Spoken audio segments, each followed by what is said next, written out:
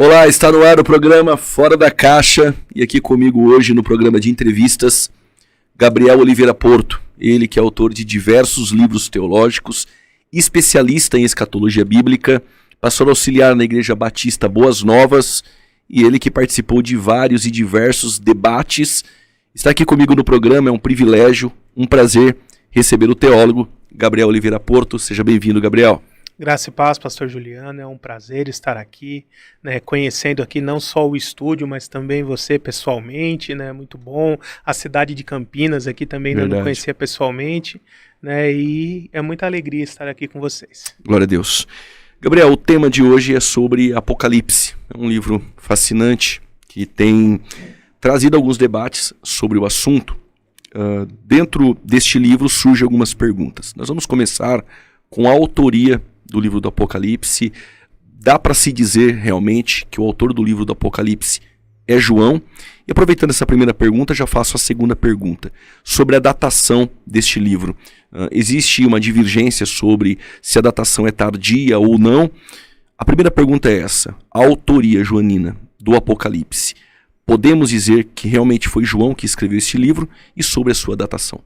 Sim, inclusive o livro de Apocalipse, eu posso dizer que é um dos poucos livros da Bíblia que tem a sua autoria muito bem autenticada, tanto por evidências internas do próprio livro, porque já lá no capítulo 1, o escritor do livro se apresenta como o João, servo do Senhor, que estava preso na ilha de Patmos. Então o próprio autor do livro declara ser João. Então isso já é uma evidência muito forte. E além disso, nós temos o apoio total da patrística. Como quem conhece mais essa área sabe, o apóstolo João foi o último a falecer, viveu aí mais ou menos uns 30 anos a mais do que os demais apóstolos, E ele, por essa influência na segunda metade do primeiro século, gerou muitos discípulos. Então esses discípulos, os chamados pais da igreja, Policarpo, por exemplo, produziram vários escritos, e nesses escritos eles autenticaram que o autor do livro de Apocalipse era o João, e não era qualquer João, era o João que foi apóstolo de Jesus Cristo. Então nós temos ali, por exemplo, o próprio Policarpo, Irineu vai falar isso, Justino Mártir, Atenágoras, e vários outros integrantes ali da patrística, que são os cristãos, pastores, teólogos ali do final do primeiro século, segundo e terceiro, autenticando a autoria de João. E já entrando nessa questão da datação, isso é muito importante nós vermos isso, porque existe uma corrente teológica que até tem se destacado um pouco nas últimas décadas, chamada de preterismo. E o preterismo nada mais é do que a afirmação de que o Apocalipse já se cumpriu historicamente no passado, lá no primeiro século, e que não resta praticamente nada a ser cumprido do livro de Apocalipse. E o pilar que sustenta a ideia central do preterismo é uma datação do livro de Apocalipse chamada de datação adiantada. Porque se o livro de Apocalipse narra, segundo eles, eventos que se cumpriram na guerra judaica, que foi de 66 a 70 depois de Cristo, é obrigatório então afirmar que o livro de Apocalipse tem que ter sido escrito antes de 66. Porque, como eu já costumo dizer, profecia que é escrita depois que já foi revelada não é profecia, é fraude. Depois que já aconteceu, não é mais profecia.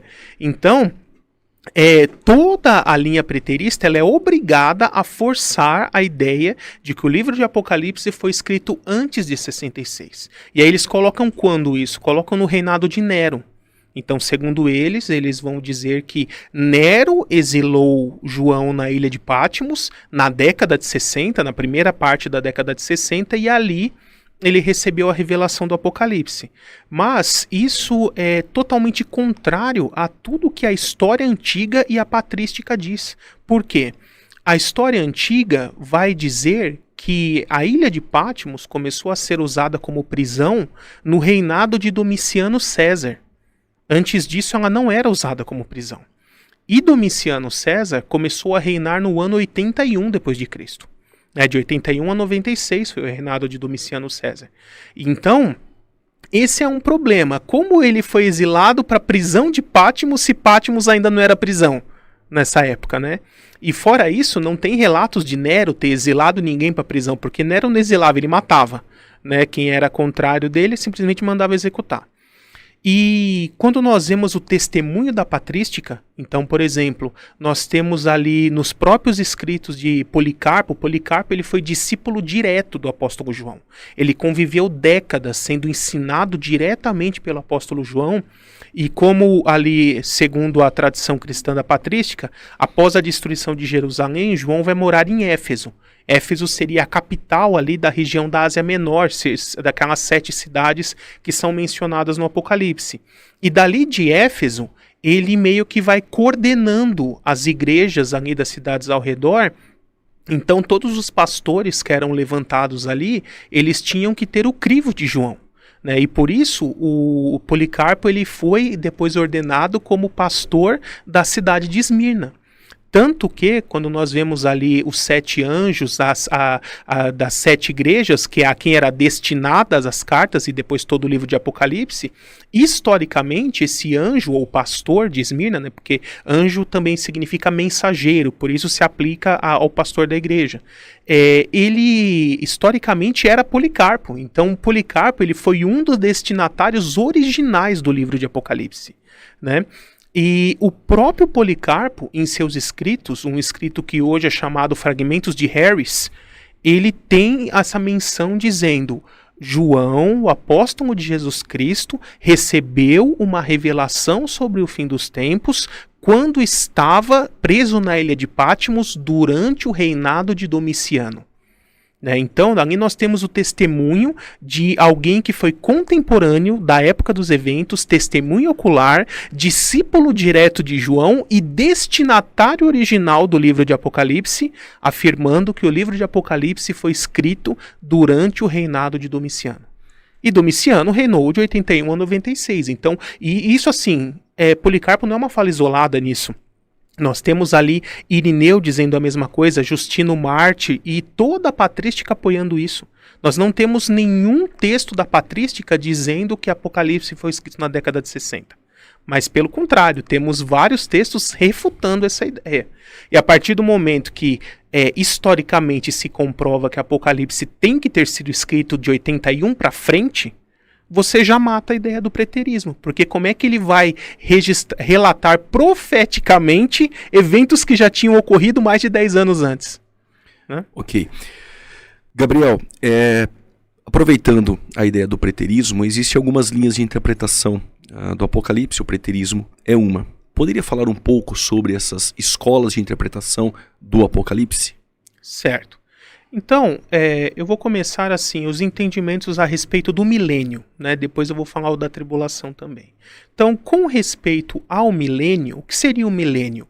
O reino de Cristo físico terrestre aqui na Terra, após o seu retorno glorioso, com seu trono ali em Jerusalém. Né, cumprindo as diversas profecias do Antigo Testamento a respeito dessa manifestação plena do reino de Deus sobre a Terra. Então, com relação ao milênio, nós temos a posição que é a mais antiga e é a posição da igreja primitiva. Nós vemos isso nos textos da patrística do 1º, 2º e 3º século, a chamada pré-milenista, né, que após o retorno de Cristo em glória a esse mundo, ele vai julgar esse mundo e estabelecer a consumação plena do seu reino, com um reinado físico, terrestre, também espiritual, de 1000 anos aqui nessa terra. Né? 1000 anos porque o livro de Apocalipse revela que a duração é de 1000 anos. Agora, por volta do século IV, começou a surgir uma ideia de alegorizar esse período. Por quê? Porque após de Constantino para frente, o Império Romano se torna cristão. Mas ele não se torna cristão assim por uma conversão coletiva, mas porque Constantino, que se tornou imperador, estabeleceu o cristianismo como religião oficial do Império Romano. Então ele converteu o império inteiro numa canetada. Basicamente foi isso. E aí, essa ideia de o maior império do mundo, que já dominava o mundo conhecido há cerca de 1000 anos, agora que perseguia os cristãos e matava, agora esse império se torna cristão. eles olharam para as escrituras e enxergaram a consumação do reino de Deus na terra por meio da conversão do Império Romano, né? Então, surgiu essa ideia de alegorizar. Olha, então o reino de Deus agora é o Império Romano convertido, é o Império Cristão, né? E ele irá espalhar o Evangelho por todo o mundo. Então, até por influência da filosofia grega, começou a se levantar essa ideia de milênio realizante, milênio alegórico, que o milênio seria um período...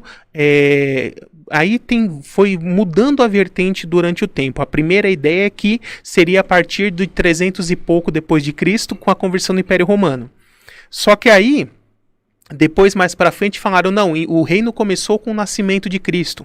E aí houve aquele problema sério na Idade Média, que todo mundo no ano 1000 achando que o mundo ia acabar, por causa daquele texto de Apocalipse que fala, e Satanás foi preso por 1000 anos, depois foi solto, né? Então, soltaram o diabo no ano 1000, agora o mundo vai acabar.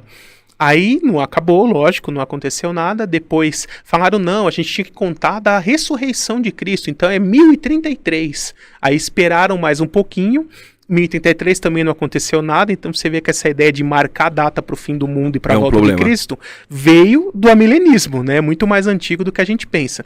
Aí depois falaram assim, não, a gente tem que contar da conversão do Império Romano, então vamos colocar ali 313, o Edito de Milão, então seria 1300 e alguma coisa. E para piorar, justamente nessa época foi quando houve a epidemia de peste negra na Europa, que matou 1/3 da Europa. Então realmente o pessoal estava achando que o mundo estava acabando naquela época, mas não acabou. E aí, depois de tantas marcações de datas, eles falaram assim, quer saber? O milênio é um período indefinido de tempo entre a primeira e a segunda vinda de Cristo e tudo é milênio. Quer dizer, segundo o milenismo, nós já estamos há mais de 2000 anos no milênio, né? O nosso milênio já tem 2000 e poucos anos aí. E da reforma para frente, vamos dizer assim, quando os reformadores começaram a questionar a autoridade do Papa, né, infalibilidade, todas essas questões que são dogmas católicos, eles falaram assim, peraí, agora a gente tem que fazer a nossa versão de amilenismo, porque não dá para ficar com a versão que diz que o Papa é o representante de Cristo na Terra e reinando na Terra nesse milênio alegórico. Então eles fizeram a ideia de pós-milenismo, que é assim, quem é o reino? É a igreja. Tá, e quem é o rei? O rei também é a igreja, que a igreja, como é o corpo de Cristo, ela representa Cristo. Então aí já começa um problema, nós somos o rei e os súditos ao mesmo tempo, né?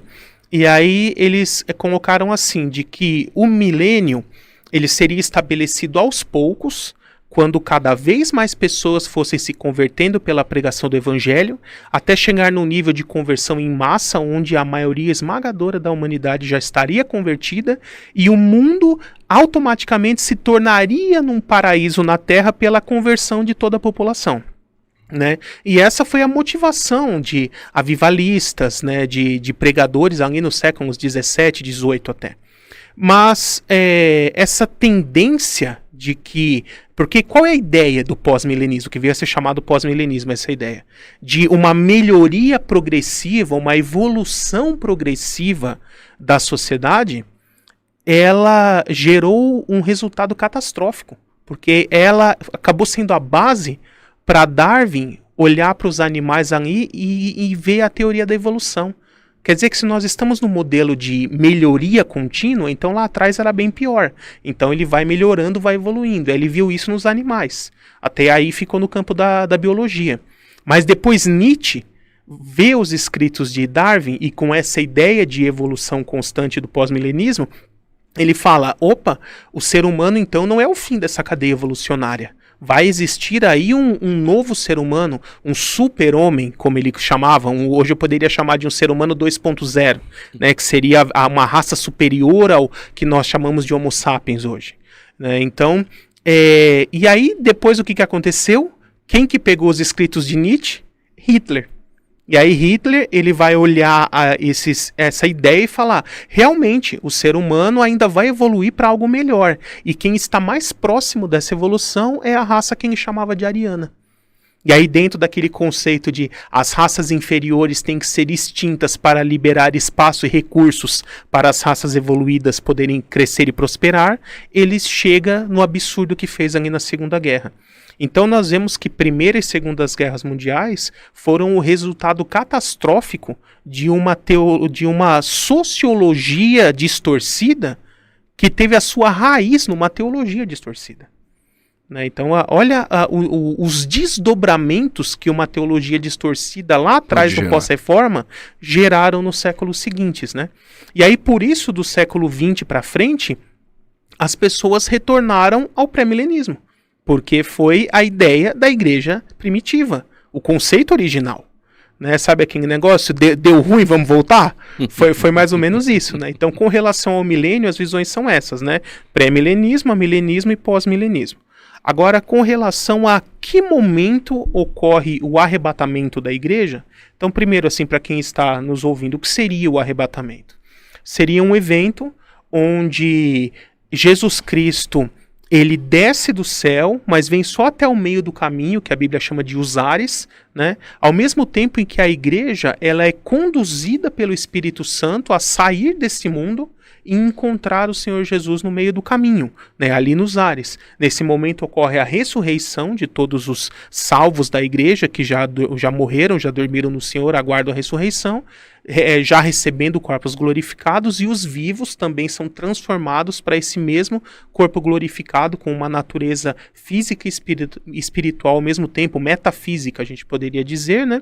Para encontrar com o Senhor nos ares, né? E aí, para onde vai depois disso depende da vertente que a pessoa acredita. Então, o entendimento chamado pré-tribulacionista entende que o arrebatamento ocorre logo antes do início da tribulação e que Jesus vai pegar a igreja e levar para o céu.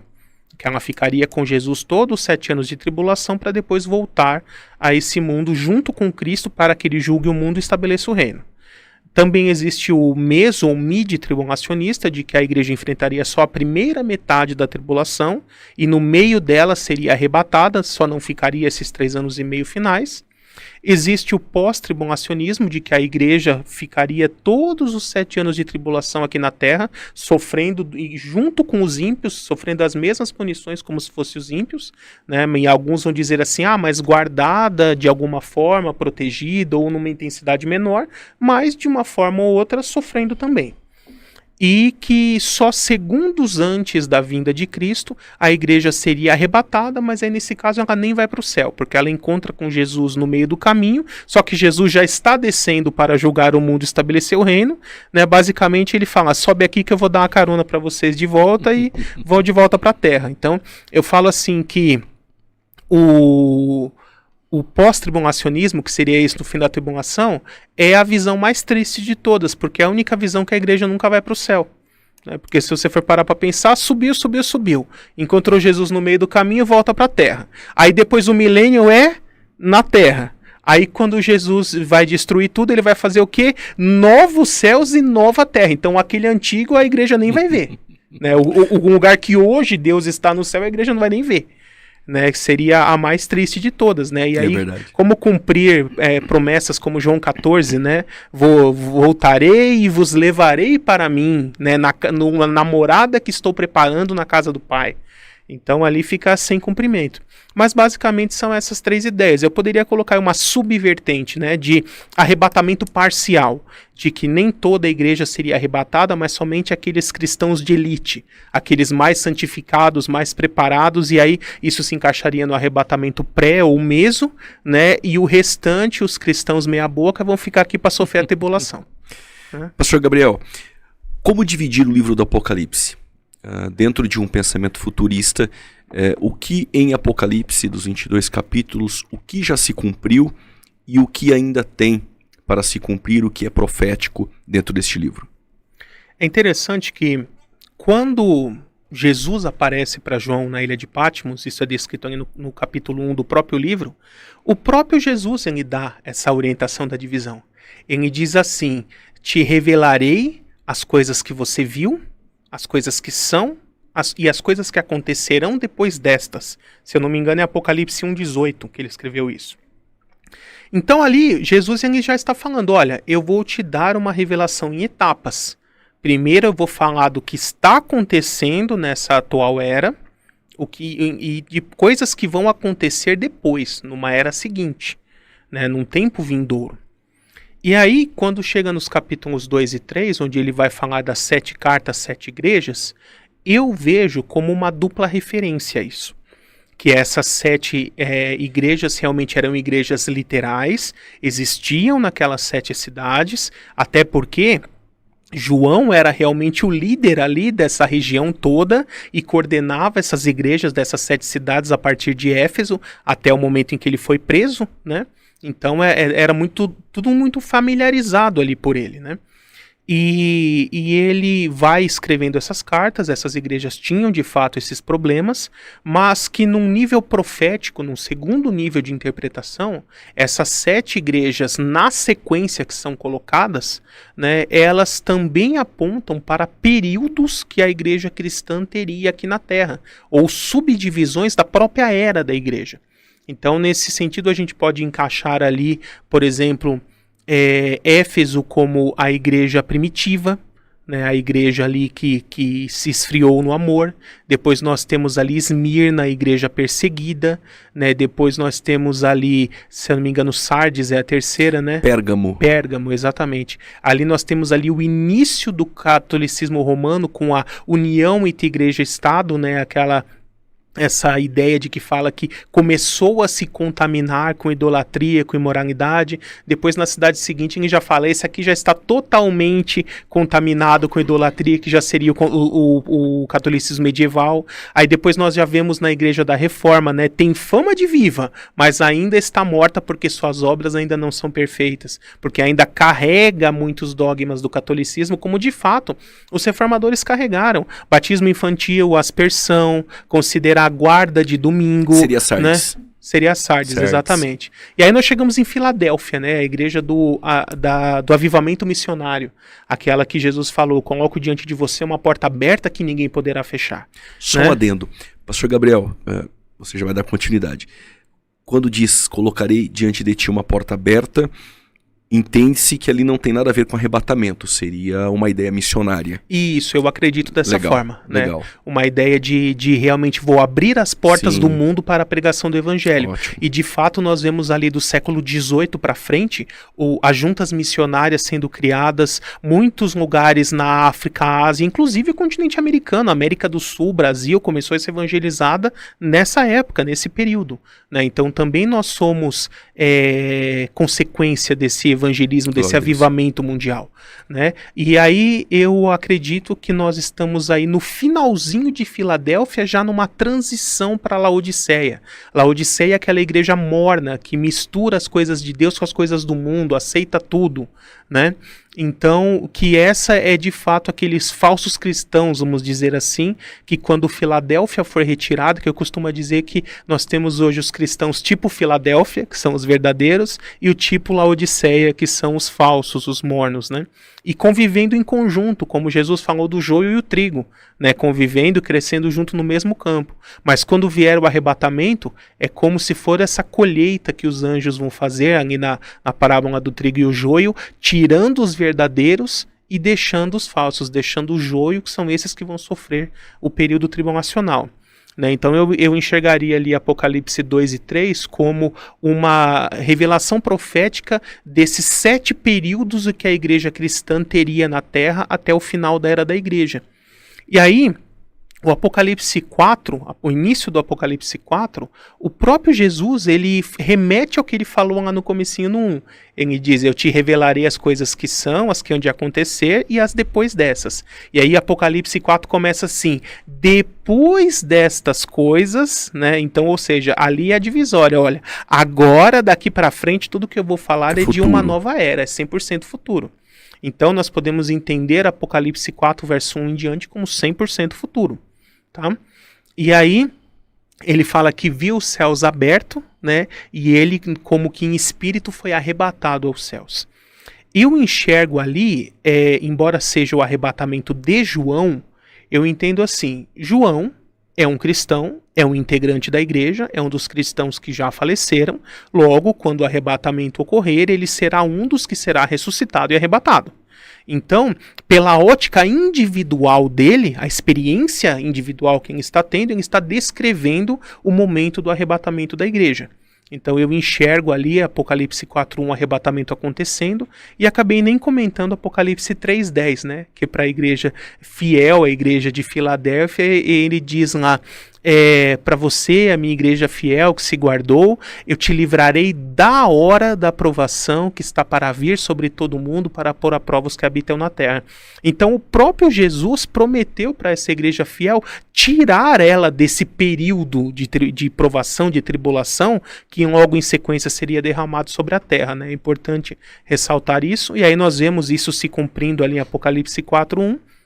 Então, Apocalipse 4, a igreja chega no céu, glorificada, né, com folhas de palmas nas mãos ali, vestes brancas, e no Apocalipse 4 e 5, nós vemos ali a igreja sendo recebida no céu, adorando a Deus diante do trono, adorando a Cristo, e o importante é perceber ali que a tribulação ainda não começou.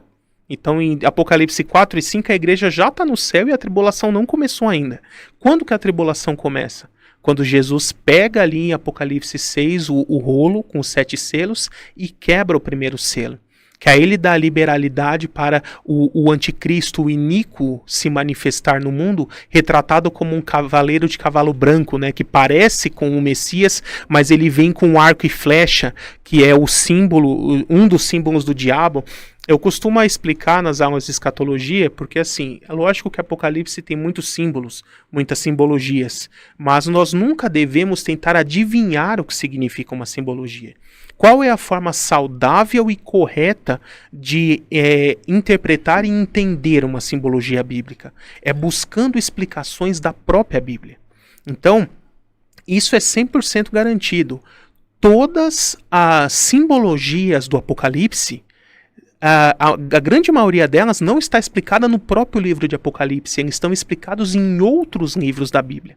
É por isso que o Apocalipse é o último, né? Tanto em sequência dos livros quanto em ordem cronológica, porque Deus quer que você leia todos os 65 antes dele, né? E não já vai direto para ele lá. Não é igual a pessoa faz, hoje eu quero saber como vai acabar o mundo, pega a Bíblia lá e pum, Apocalipse, né? E não vai entender nada, porque Deus quer que você já tenha lido todos os outros, aprendido essas simbologias nos vários outros livros. Tem simbologia do Apocalipse desde o Gênesis. Nós podemos pegar Gênesis, Êxodo, Levítico, Salmos, profetas maiores, menores, todas as simbologias estão explicadas lá.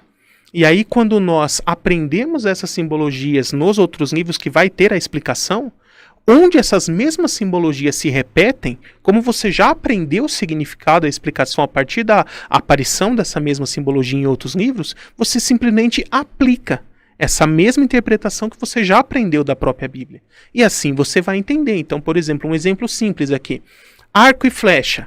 Por que eu estou te dizendo que arco e flecha é um simbolismo de arma do diabo? Ali para dizer que é o anticristo. Quando nós voltamos lá em Efésios 6, que fala da armadura de Deus, com o escudo da fé nós podemos nos defender das flechas inflamadas do maligno. Então, flecha é arma de quem? Do diabo, tá vendo? Diabo. Você pega um outro texto bíblico que vai dar a explicação. A arma de Jesus é a espada de 2 gumes, que a própria passagem da armadura de Deus vai dizer o quê? Que é a palavra de Deus, né? Com a espada. Então, veja que a própria Bíblia explica ela mesma quando você aprende essas simbologias, né? Por isso ali nós temos essa segurança de que é um anticristo se manifestando e depois dele vai vir uma série de juízos, de desgraças ali simbolizadas pelos outros selos sendo abertos, né, durante o período tribulacional. E aí, mesmo entre os futuristas, aqui existe uma divisão, né, de interpretações. Alguns futuristas, que eu posso chamar assim de futurismo pleno, né, ou até radical, vamos dizer assim, eles entendem assim, que segue os 7 selos, depois do último selo começa as trombetas, depois da última trombeta começa as taças, numa interpretação 100% linear, né? Ela tem pontos favoráveis, pontos positivos, mas eu vejo pontos fracos também. Porque, por exemplo, o julgamento dos selos e das trombetas, das trombetas e das taças, são muito parecidos. Então, será que vai ter praticamente 2 vezes cada julgamento? Fica estranho pensar assim, né?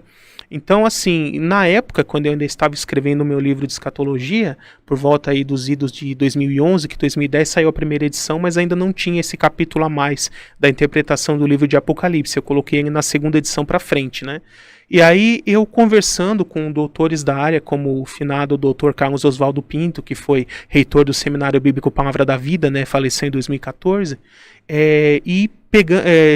trocando ideias mesmo com ele, eu cheguei e de repente me deu esse insight, vamos dizer assim, de, peraí, se dentro do nosso entendimento Deus subdivide o mundo em 3 grupos, a humanidade em 3 grupos, igreja, Israel e gentios ímpios, né? E a tribulação é um período de 7 anos, então será que não é por isso que os julgamentos são descritos em 3 ciclos de 7? Então será que os 7 selos não seria o período tribulacional pelo ponto de vista da igreja, que foi arrebatada e está do céu vendo esses eventos? E depois as trombetas seriam o ponto de vista de Israel, que ficou na terra por não crer no Messias, mas será trabalhado, quebrantado e convertido durante a tribulação? E as taças não seriam o período tribulacional do ponto de vista dos gentios ímpios, que vão receber a marca da besta, fazer parte do império do anticristo, não se arrependerão e por isso sofrerão os juízos na intensidade máxima, né? E aí comecei a enxergar por meio de Coríntios 10:32, 1 Coríntios 10:32, que fala ali de igreja, Israel e gentios. Então eu comecei trabalhando essa ideia e relendo o Apocalipse com essa ótica, e para mim fez muito sentido isso, de que dentro desse modelo futurista é como se Apocalipse capítulos 4 a 19 ele tivesse 3 públicos-alvos, ou 3, vamos dizer assim, protagonistas diferentes em cada trecho, sendo ali 4 e 5 a igreja no céu, depois no 6 começa a tribulação, e aí 6 e 7, até a virada para o comecinho do 8, seria o período tribulacional do ponto de vista da igreja, né? Tanto que ali quando nós chegamos no capítulo 7, aparece uma ressurreição. Ele fala, quem são estes e de onde vieram? Estes são os que vieram da grande tribulação e lavaram suas vestes no sangue do Cordeiro. Então tem uma ressurreição. E a gente sabe que a ressurreição é só no fim da tribulação. Então ali já é tratado o fim da tribulação. A meia hora de silêncio no céu que antecede a volta de Cristo. Então ali já é descrito o fim da tribulação do ponto de vista da igreja. Aí é interessante que depois Jesus, né, vai falar para João assim, agora é importante que você profetize de novo a respeito de muitos povos, tribos, línguas e nações. Se eu não me engano é Apocalipse 10:11 que está escrito isso. Então você vê, o próprio Jesus falou de novo. Se é de novo, olha, você já tinha profetizado até agora, mas agora você vai profetizar outra vez com outro foco, com outro público-alvo. E quando nós vemos ali o período dos selos, que vai ali das trombetas, que vai de Apocalipse 8 a 14, todos os simbolismos inseridos ali são simbolismos judaicos. O próprio simbolismo de trombeta, primeiro, né? As festas judaicas, todas elas têm toques de trombeta. Israel era um povo que usava muito trombetas em vários tipos de toques diferentes para várias funções e finalidades. E aí nós vemos, por exemplo, a Apocalipse 11, as 2 testemunhas, são 2 profetas judeus. Apocalipse 12, a mulher e o dragão. A mulher é a nação de Israel, o dragão é Satanás. Apocalipse 13, quem que é a besta do mar? É um falso Messias.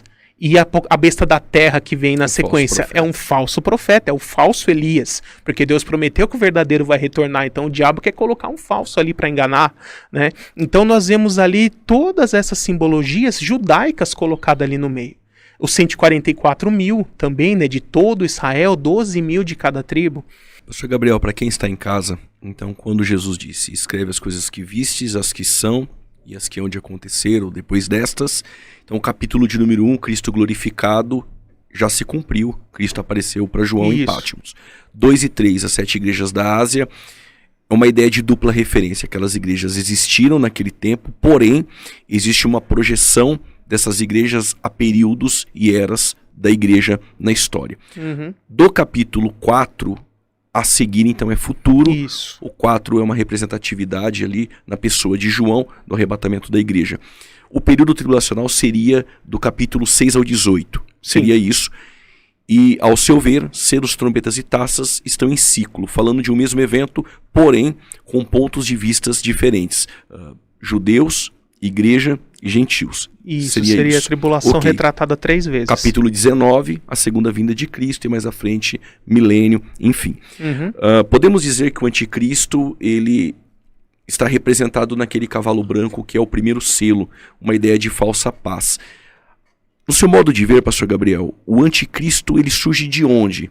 Existe uma vertente que corre paralela com a ideia do antigo Império Romano revivido, como se ele não viesse da Europa, mas sim viesse ali daquelas regiões do Islã, ele fosse um muçulmano. Do seu modo de ver, dá para ter uma ideia da identidade do anticristo, de onde ele surge?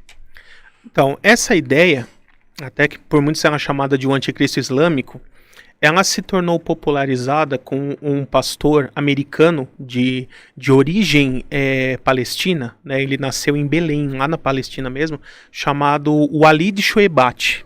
Né, e há cerca de 20 e poucos anos ele se converteu ao cristianismo. Ele era um radical islâmico, chegou a ser terrorista e depois ele se converteu ao cristianismo e hoje ele é um pregador e ele começou a enxergar por uma ideia que ele chama de interpretação centralizada no Oriente Médio, né?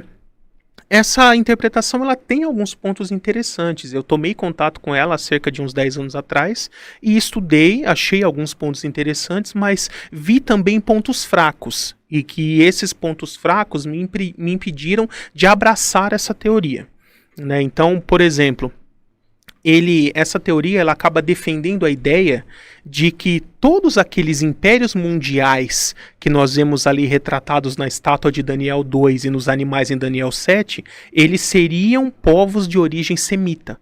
Não teria povos europeus ali no meio.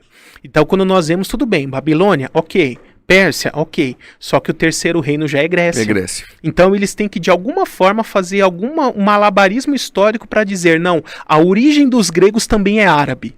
Que foram árabes que foram morar para lá. O que até hoje, geneticamente, já é comprovado que não. Né? Basta voltar ali na Arca de Noé, Sem, Cã e Jafé. Pronto. Quem colonizou a Europa foi a descendência de Jafé, não foi a descendência de Sem. Né? Então isso é bem pacífico na própria Bíblia. E depois também ele fala que o Império Romano ali, que conforme a profecia de Daniel 9, por exemplo, das 70 semanas, que o povo de um governante que virá destruirá Jerusalém e o templo, conforme foi profetizado.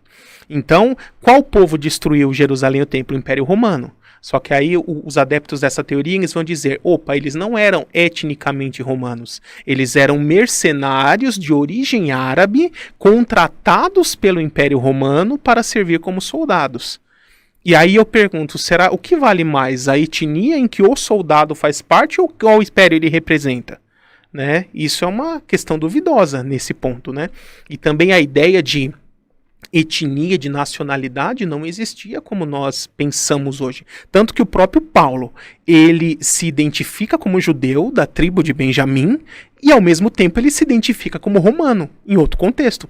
Ele não fala ali, olha, eu sou cidadão romano, tenho o direito de ser julgado pelo César. Exato. Então, essa ideia de etnia não é como nós enxergamos hoje, né? É muito mais uma questão de status, né? Não é de raça. Né? Então, para mim, essas questões de forçosamente dizer que os gregos são árabes e que os romanos que destruíram Jerusalém também eram árabes, para mim força um pouco. Mas, ao mesmo tempo, eu vejo alguns pontos fortes. Por exemplo, a interpretação da marca da besta que eles fazem, eu acho muito interessante, né, de associar a marca da besta ao Islã. Né, depois, aqui eu não tenho tempo de poder descrever em detalhes, mas a ideia seria mais ou menos assim. Você pode até pesquisar na sua casa, você que estiver me assistindo, os caracteres das letras gregas, porque você sabe muito bem também, os alfabetos antigos ainda não existiam os caracteres de números que nós usamos hoje, chamados de números indo-arábicos.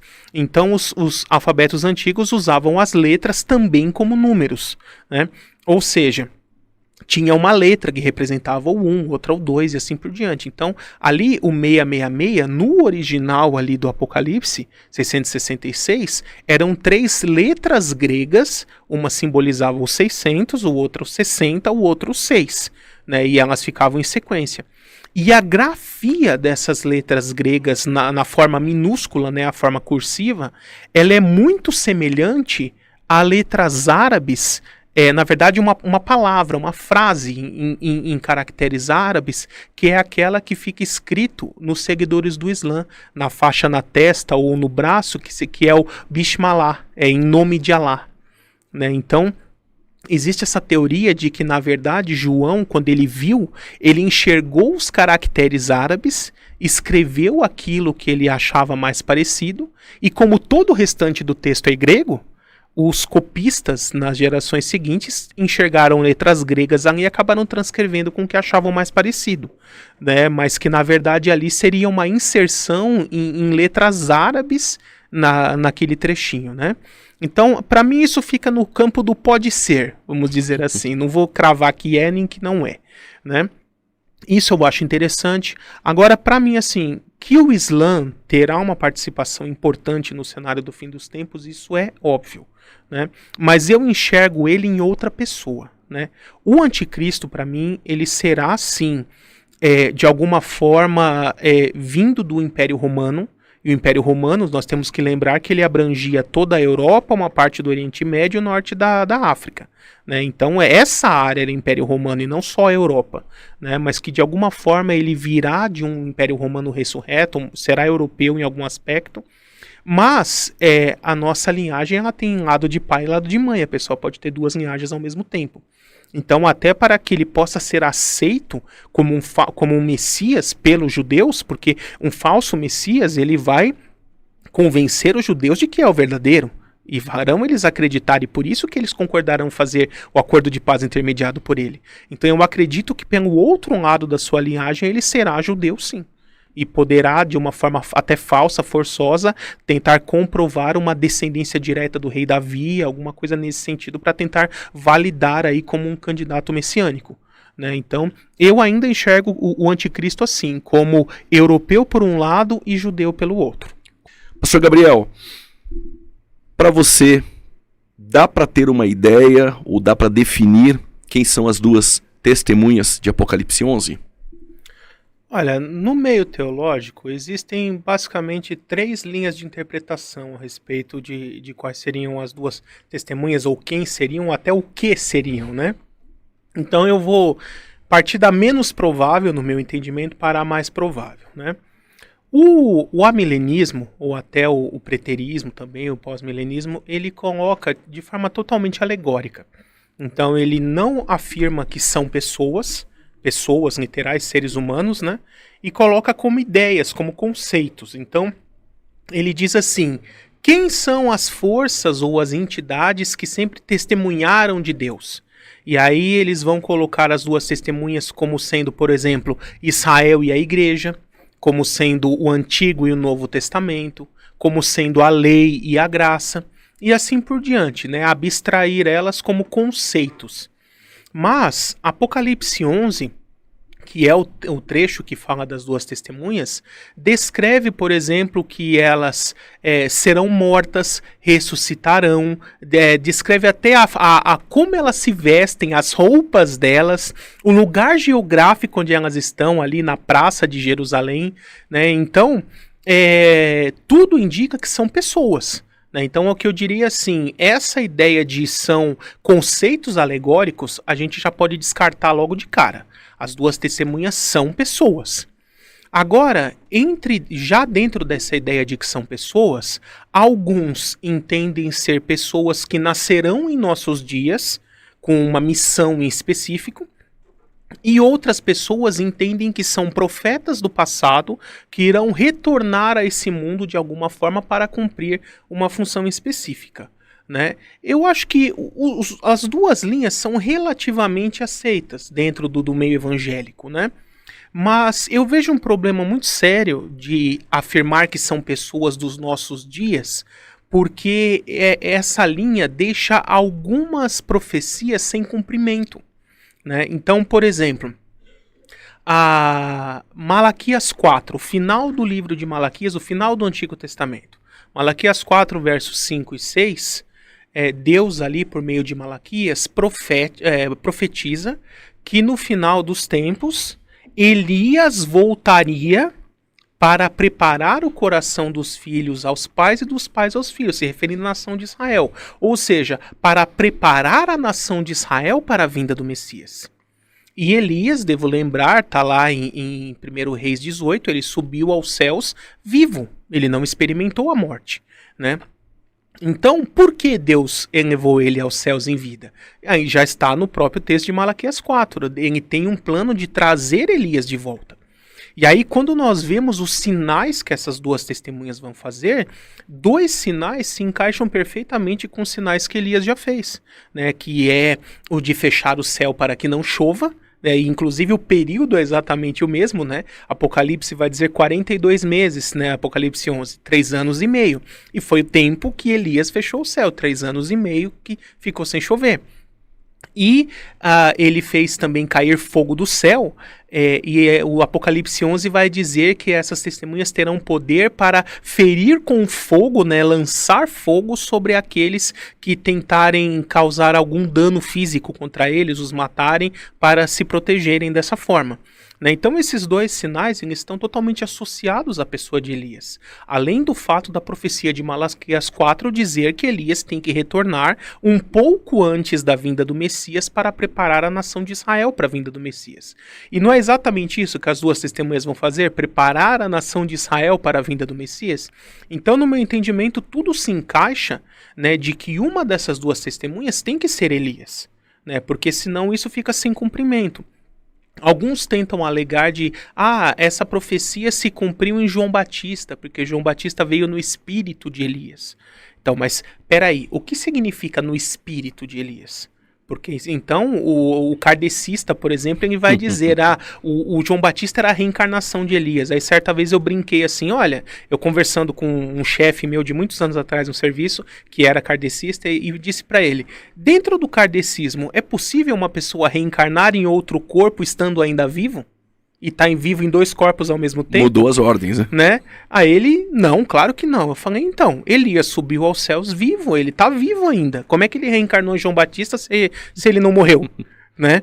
E aí ele ficou sem resposta. E essa é a mesma ideia. Então, quando fala no espírito, significa com a mesma missão, com o mesmo propósito, com o mesmo objetivo que Elias terá, que é o quê? Preparar a nação de Israel para a vinda do Messias. Não foi o que João Batista fez? Exatamente. Né? Então, ele foi um substituto de Elias para a primeira vinda, porque como Jesus vai vir duas vezes, uma já veio, outra ainda é futura, Elias teria que vir duas vezes se ele fosse preceder o Messias em todas as manifestações. Então, para essa primeira, Deus providenciou um substituto, que foi o João Batista.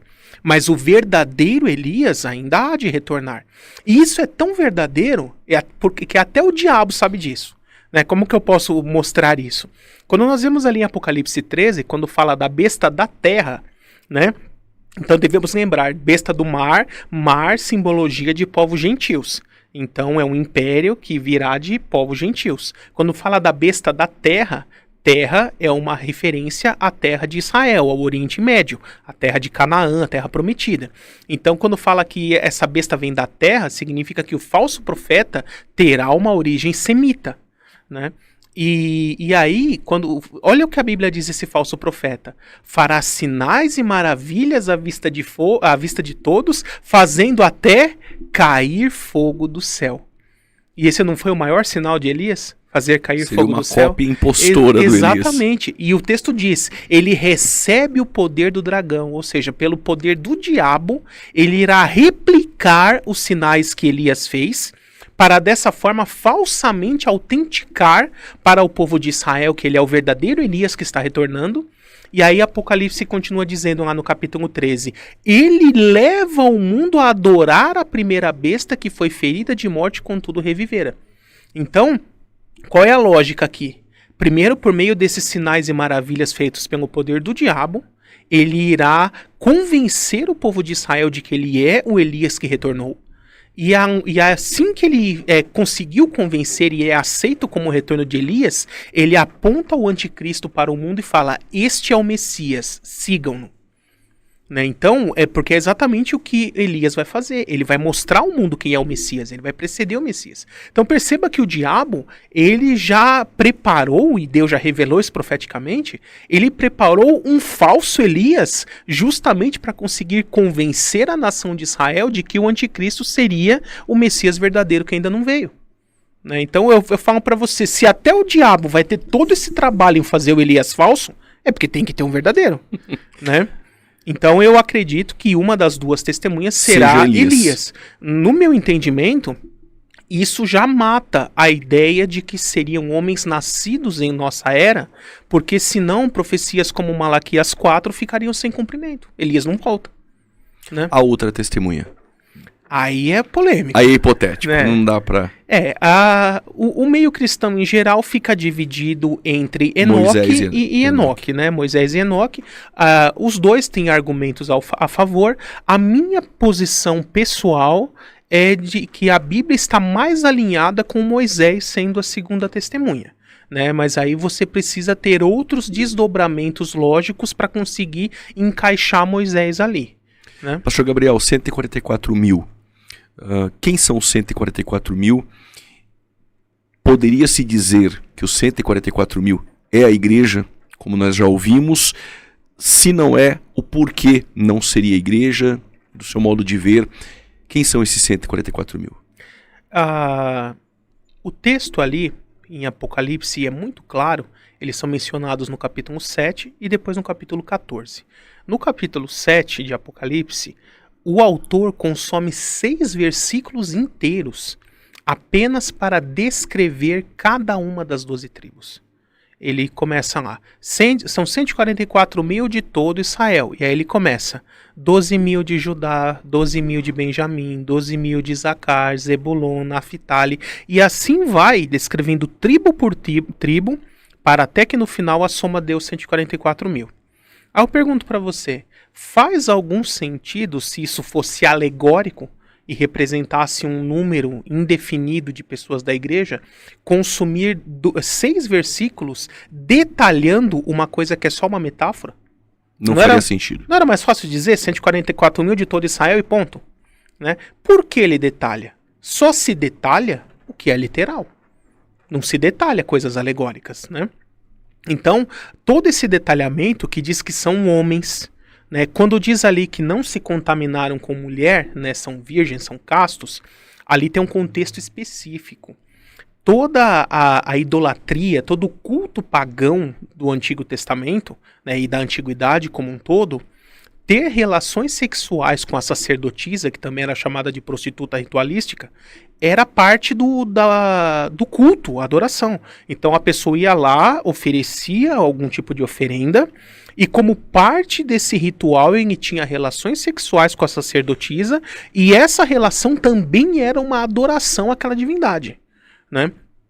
Então, quando eles falam que eles são puros, são castos, é nesse sentido. Eles não se contaminaram com idolatria. Não tem nada a ver com o celibato, por exemplo. Exatamente. Eles sempre foram fiéis a Deus, nunca adoraram outros deuses, nunca participaram de rituais de idolatria, pagãos, nem nada disso. É essa a ideia ali. Tá? E isso nós vamos ver, por exemplo, quando vai falar que a Babilônia é a grande prostituta, no mesmo livro, lá, capítulo 18. Né? A ideia de prostituição está diretamente associada a paganismo. Porque da mesma forma que a prostituição física é o adultério, a prostituição espiritual é a idolatria. Né? Por isso que a Bíblia faz essa associação. Então ali, o que a Bíblia nos ensina? Que serão todos hebreus, né? 12 mil de cada uma das 12 tribos de Israel, todos eles homens, totalizando 144 mil. Qual é o propósito deles? A Bíblia diz assim, lá em Apocalipse 7, aos anjos que estão nos 4 cantos da terra, cessem os ventos, né, deem uma pausa nos julgamentos, para que possamos selar os 144 mil. Então aqui nós temos informações muito importantes. Primeiro, sempre quando a Bíblia fala de 4 cantos, 4 ventos, ela está se referindo aos pontos cardeais, norte, sul, leste e oeste. Então quando o texto tem essa expressão, significa que o que está acontecendo ali vai ser algo de âmbito global, que envolve o planeta todo. né? Então não é algo localizado. Isso já nos informa que, se foi necessário pausar os juízos no mundo inteiro, significa que esses 144 mil estão espalhados no mundo inteiro e não fixos em um lugar específico, né? E aí fala para selar as testas deles. Lembra que aí eu vou voltar naquilo que eu já tinha falado. Bíblia interpreta a Bíblia, né? O que a Bíblia fala que dentro de nós é como um selo para o dia da redenção? É o Espírito, a presença do Espírito Santo. Então, selar na verdade, é o momento em que Deus derrama do Espírito Santo sobre essas pessoas. É a conversão delas, é o novo nascimento delas, né? Então, são 144 mil homens espalhados pelo mundo, judeus, hebreus, né, das 12 tribos. Aí você pode me perguntar assim, mas a gente não sabe exatamente de quem são, de que tribo cada um é. Nós não sabemos, mas Deus sabe. Deus sabe exatamente quem são os descendentes de cada uma das 12 tribos. E é Deus que escolhe, não são homens que escolheram, né? Então não há problema nenhum nisso. E aí Deus se revela a eles de uma forma tão impactante que na hora eles se convertem e já se tornam pregadores do evangelho. Então eu comparo muito isso à conversão de Paulo. Paulo ali, Saulo, né, no caminho de Damasco, ele já cria na Bíblia, já cria em Deus e em Yahvé, só não cria em Jesus, não conhecia Jesus. E quando Jesus se revela para ele, aquilo é tão impactante que ele se converte, se quebranta na hora e se torna um pregador. E aí eu digo assim, se um Paulo causou todo o estrago, né, ao Império das Trevas, né, estrago no bom sentido ali no primeiro século, imagine o que fará 144 mil Paulos espalhados pelo mundo durante o período tribulacional. E a função deles é servir de testemunhas. Eles irão pregar o evangelho do reino, o evangelho do Cordeiro, né, para todo o mundo durante a tribulação, porque a igreja terá sido arrebatada, não estará mais aqui para pregar. Eles assumirão a função de pregar o evangelho e concluir essa obra de evangelização mundial durante o período tribulacional, né? Aí você vê como a Bíblia se encaixa em cada detalhe. Não é à toa que Jesus, lá em Mateus 24, quando chega no verso 14, ele diz assim, e este evangelho do reino será pregado a todas as nações, então virá o fim. Por que evangelho do reino? Ele já estava nesse momento falando da cruz, falando que ele teria que ir a Jerusalém, ser morto, ele não estava mais falando de reino. Reino, Jesus para de falar ali em Mateus 16. Mateus 16 para frente, Jesus não fala mais de reino, né? Mas por que ele fala em evangelho do reino? Porque, lógico, pela sua onisciência como Deus, ele já sabia que quem concluiria essa obra seriam 144 mil judeus. E qual é o evangelho do reino? Né? Eu sempre costumo explicar essa distinção entre evangelho do reino e evangelho da cruz. É como se fossem os dois lados da mesma moeda, a cara e a coroa. O evangelho da cruz é o que Jesus já fez para você. Olha, Jesus já veio, já morreu por você, pelo perdão dos seus pecados, ressuscitou, subiu aos céus. Creia nisso para sua salvação. O evangelho do reino é o que Jesus ainda vai fazer. É a pregação de João Batista lá no começo. Arrependam-se, pois o Messias está vindo para julgar o mundo e estabelecer o seu reino. E se você não se arrepender, quando ele vier e julgar o mundo, você será condenado. Esse reino é um apontamento para o reino milenar. É o milênio, exatamente. É o milênio. Glória a Deus. Então, que mensagem os 144 mil pregarão? Evangelho do reino. Olha, Jesus é o Messias e ele está voltando para julgar o mundo e estabelecer o seu reino. E esses mesmos 144 mil, lá no finalzinho do período tribulacional, Apocalipse 14, estão lá no Monte Sião. E o que acontece? Eles veem o seu Messias descendo dos céus, retornando nessa grande entrada triunfal e testemunham o início do reino que eles pregaram durante a tribulação. Cantando um novo cântico. Gabriel, Apocalipse 17 aparece uma meretriz. O que podemos falar sobre ela? O que seria essa mulher que aparece em Apocalipse 17? Ali é muito interessante o texto, porque nós temos que olhar as simbologias que o texto nos fornece, né? Primeiro, a ideia de comparar algo a uma mulher. Isso a Bíblia faz várias vezes desde o Antigo Testamento. Compara Israel como uma mulher que era a esposa de Deus, prometida a Deus e adulterou e se desviou, né? Também compara a igreja como uma mulher, como a noiva de Cristo. Então, é normal a Bíblia usar essa ideia de comparar um povo, um grupo, a uma mulher, né? E aí, quando nós vemos as características dessa mulher, diz que ela é a mãe de toda idolatria, de toda prostituição, de todo o paganismo, e dá o nome nela de Babilônia, né? Por que Babilônia? Porque foi lá na Babilônia que o culto pagão começou. Nós percebemos que depois da queda de Adão e Eva, no período pré-diluviano, existiam pessoas que prestavam culto a Deus, que era a descendência de Sete, e pessoas que estavam em rebeldia contra Deus, que era a descendência de Enoque, de Caim. Mas não havia outros deuses, não havia culto pagão. Era assim, olha, só existe um Deus. Ou você presta culto a ele, ou você está em rebeldia contra ele. Mas essa ideia de levantar outras entidades como deuses e começar a adorá-los, ela começa a existir lá na época de Nimrod.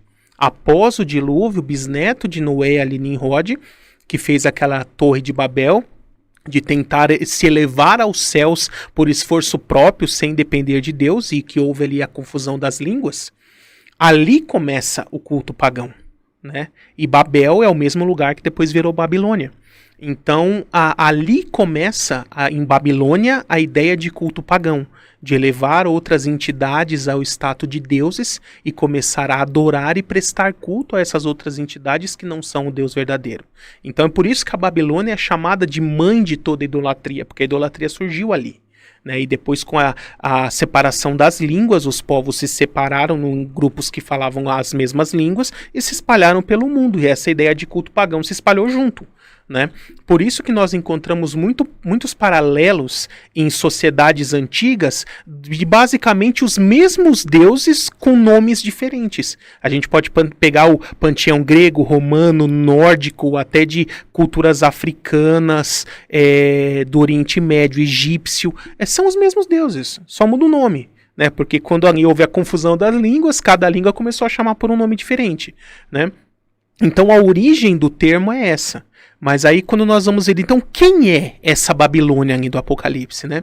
Diz que ela está embriagada com o sangue dos santos, ou seja, matou muitas pessoas fiéis ao Deus verdadeiro. Diz que ela se assenta sobre 7 colinas e diz que ela se veste de... O termo original ali no grego é escarlate e púrpura, né? Então é vermelho e roxo, né? E aí, a partir dessas orientações, e também que é muito rica, né? E também, a partir desses indícios, a gente consegue rastrear, né, que a grande prostituta Babilônia é uma falsa religião mundial, uma falsa religião que domina todo mundo, é muito rica, matou muitos santos, muitos seguidores de Cristo verdadeiros, né, durante bastante tempo. E que ela a sua sede, digamos assim, o seu trono, está num lugar que tem 7 colinas. E as cores das suas principais vestimentas são vermelho e roxo. Né? Preciso falar mais alguma coisa? É interessante que quando o pastor está tecendo a ideia do Apocalipse 17... parece que grita o catolicismo romano. Né? Sim, exatamente. A gente pode comparar ali. Vermelho e roxo, cor do clero. 7 montanhas. Roma fica sobre 7 colinas. A colina do Vaticano, inclusive, é uma delas. Matou os santos. Quem que desencadeou a Inquisição? A chamada Santa Inquisição, que ela, muito mais do que hereges, o que ela considerava como herege? Pessoas que não criam as crenças dos moldes católicos. Então, qualquer cristão que chegasse e falava, creio só na Bíblia, creio só em Deus, você é herege, você vai morrer como herege. João Hus. Né? Exatamente, os pré-reformadores, né, os anabatistas, os citas, os guenotes, valdenses, tantos grupos que foram perseguidos. Então, ela encaixa, muito rica, né? Ela encaixa com toda a descrição. Né? Ok. Pastor Gabriel, indo para o fim, quando chegamos em Apocalipse 20, nós temos ali milênio, depois Gog e Magog, e chegamos então no juízo final, que é o tribunal do trono branco, Apocalipse capítulo 20, a partir do versos 11. Todos os ímpios de todos os tempos irão ressuscitar, irão receber o dano da segunda morte. E ali aparece o livro das obras e o livro da vida. Sobre o livro da vida, podemos dizer que este livro da vida está sendo escrito, já foi escrito, tem como apagar o nome do livro da vida? O que podemos entender sobre o livro da vida? Certo. O próprio livro de Apocalipse, ele menciona esse livro 2 vezes antes dessa parte do juízo. No Apocalipse 13, verso 8, quando ele fala que todos aqueles que receberam a marca da besta se aliaram ao anticristo e começaram a segui-lo, a saber, aqueles que não têm os seus nomes escritos no livro da vida, no livro do Cordeiro, que foi morto desde a fundação do mundo. Então, se você ler só esse trecho, fica uma dúvida. Peraí, o que foi escrito ao livro da vida desde a fundação do mundo? O que foi ou é o Cordeiro que foi morto desde a fundação do mundo? Ou são as duas coisas? Né? Então, só o 13:8 acabaria ficando um pouco dúbio isso. Mas, de novo, quando chega no capítulo 17, verso 8, ele vai falar de novo só do livro da vida, ele não fala mais do Cordeiro. Aí ele fala assim, a saber, aqueles que não têm os seus nomes escritos no livro da vida desde a fundação do mundo. Então ali ele deixa explícito que não foi só o Cordeiro que foi morto desde a fundação do mundo. Ou seja, o plano de Deus de efetivar o plano da salvação por meio da morte do Messias já estava previsto ali desde a eternidade. Mas que, até como consequência disso, o livro da vida também já estava escrito desde a eternidade. Então a gente tem que entender isso a partir de um atributo divino chamado de presciência. Né? E ele é mencionado na Bíblia. Se você pegar o início da primeira carta de Pedro, né, Pedro aos cristãos da Bitínia, Capadócia, vai citando várias regiões, eleitos segundo a presciência de Deus Pai. Né? O próprio Paulo também em Romanos 8, versos 29 e 30, ele vai dizer, aos que de antemão conheceu, a estes também predestinou para serem conformes à imagem do seu Filho, e aos que predestinou também chamou, santificou e glorificou. Então, qual que é o início ali? Aos que de antemão conheceu. Esse de antemão conheceu é a mesma coisa, é pré-conheceu, pré-ciência. Então, o que significa isso? Deus, até como uma parte da sua própria onisciência divina, ele já conhece todo o futuro. Não é o que ele fala lá em Isaías? Eu sou o Deus que ainda no início revela o fim. Então, se ele revela o fim, é porque ele já conhece o fim, ele não está tentando adivinhar. Ele sabe exatamente como será. Então Deus, desde a eternidade passada, ele já conhecia todo o futuro, até a eternidade futura. Eu e você, todos nós, Deus, como diz lá o Salmo 139, quando você ainda era substância informe no ventre da sua mãe, ele já conhecia todos os seus dias. Ele já sabia exatamente como seria toda a sua vida. E é importante a gente fazer essa distinção. Conhecer não é... o decretar. Não é decretar, não é predeterminar. Né? Ele não vai te obrigar a seguir daquele jeito. Mas ele já assistiu a sua vida, vamos dizer assim. Ele já viu todas as escolhas livres e espontâneas que você irá fazer, que você irá querer escolher da forma A, B ou C, mas ele já sabe que escolha você irá tomar, e com base nesse pré-conhecimento prévio, ele já sabe quem são aqueles que irão crer em Jesus, que irão amá-lo, que irão servi-lo, que irão entregar suas vidas a ele.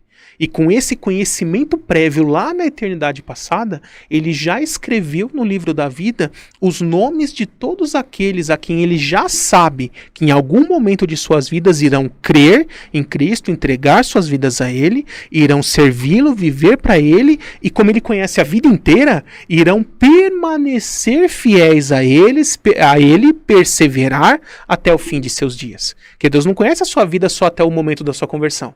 Ele já conhece o que vai ter depois disso. Então eu pergunto para você, aqueles a quem Deus já previu que irão apostatar, abandonar o evangelho e terminar seus dias como ímpios, como perdidos, você acha que lá na eternidade passada ele escreveu o nome já sabendo que ia ter que apagar depois?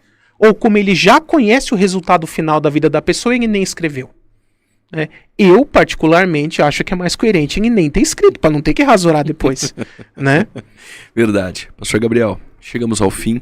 Foi um prazer tê-lo aqui no programa Fora da Caixa, especialista na área de escatologia, mas também já escreveu diversos outros livros. E eu gostaria que, para aqueles que estão em casa, Se quiser lhe convidar para um seminário, para falar sobre escatologia, sobre Apocalipse, nós sabemos que nas redes sociais nós temos lá alguns seminários que o irmão discorreu acerca do tema.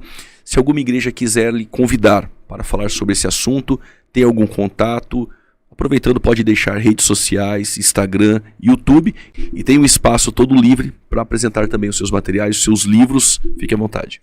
Ok, muito obrigado. Vou começar pela sequência então, você me empresta aqui esse livro, por favor. Eu sou autor de uma coleção de teologia em 4 volumes, né? Teologia Bíblica Sistematizada. O que significa isso? É o que a Bíblia ensina, organizado por temas. Então, esse primeiro volume aqui, eu trato de 4 temas principais. O estudo sobre a pessoa de Deus Pai, né? Então vou falar aqui como Deus age, os atributos divinos, nomes e títulos de Deus, né?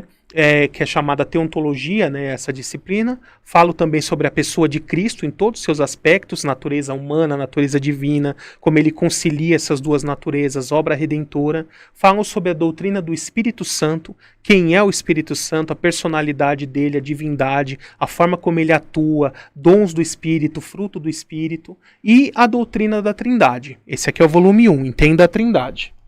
O volume 2 da coleção é esse aqui, ó, Homem, Pecado e Salvação. Então, como o próprio nome já sugere, eu falo sobre a doutrina do ser humano, antropologia bíblica. Então, como o homem foi originalmente criado, depois o que a queda fez no ser humano, como ele é após a queda, como ele se torna após a conversão e como será a glorificação no futuro. Também falo sobre corpo, alma e espírito, né, e todas essas questões relacionadas. Falo também sobre a doutrina do pecado, o que é o pecado, como surgiu, os efeitos dele, qual é o plano de Deus para derrotar o pecado, e a doutrina da salvação. Como ocorre a salvação, o que é a salvação e de que forma ela age no ser humano, né? O volume 3 é esse aqui, Manual Prático de Escatologia, onde eu trato todas as questões relacionadas a profecias e fim dos tempos, que nós vimos um pouquinho aqui nesse programa, nessa entrevista, né? E o volume 4 é esse aqui, ó, Anjos, Demônios e Igreja, onde eu falo também sobre tudo relacionado aos seres espirituais, tanto os anjos quanto os demônios também, os anjos caídos, né? E doutrina da igreja, tudo relacionado à igreja. O que é a igreja, como surgiu, os planos de Deus, ceia, batismo, ordenanças, oficiais da igreja, relação entre igreja e Estado. Então, todas as questões relacionadas à igreja vai ter aqui, tá? Eu ministro estudos nas igrejas e seminários sobre qualquer um dos assuntos desses livros. Se você quiser entrar em contato, tem várias formas, né? Você pode me consultar ali o meu perfil do Facebook, Gabriel de Oliveira Porto, você vai me encontrar ali. Também tem o meu perfil, o meu canal no YouTube, né, pr.Gabriel de Oliveira Porto, ali tem vários vídeos também, você pode deixar recados ali nos comentários. Você pode me mandar por e-mail, pr.gabriel.oliveira@hotmail.com, ou até mesmo pelo WhatsApp. Né, se você quiser entrar em contato direto comigo, seja para adquirir livros, para convidar para algum lugar, você pode me chamar direto no WhatsApp. É 11, né, São Paulo, DDD, 98697 5043. Então, repetindo, 11 São Paulo, 98697 5043. Então tem muitas formas de você poder entrar em contato comigo. Isso certamente você não vai ter dificuldade nenhuma. Muito obrigado, pastor Juliano, foi um prazer estar aqui, que Deus te abençoe, continue abençoando esse programa, esse trabalho, esse ministério. Vocês também que estão nos assistindo, que Deus te abençoe, que Deus se revele a você cada vez mais e te use poderosamente aí do ministério na igreja que você faça parte. Muito obrigado, pastor. O programa Fora da Caixa foi um tempo de crescimento, uma entrevista excelente e com certeza fomos edificados. Até a próxima, Deus te abençoe.